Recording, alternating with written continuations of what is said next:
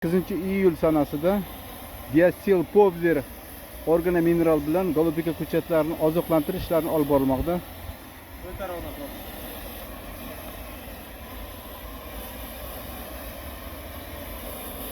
Bir tonna 300 suvga 100 litrga 150 grammdan qo'ysak, olmani sepish jarayon. Tortib ketavering.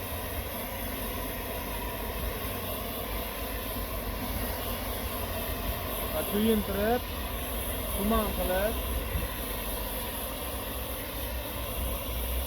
Ushbu preparatimiz qancha qatorga, nechta ko'chatga yetsa, shuncha sepamiz. Undan keyingi kuzatuv ishlaridan keyin ko'chatlarda o'zgarish bo'lganligini sezilarli darajada bo'lishligini kutilmoqda. Chunki bu preparat bilan biz birinchi marta qo'llashimiz. Men o'ylaymanki, bu preparatdan keyin ko'chatlarimiz yam-yashil tusga kiradi degan umiddamiz.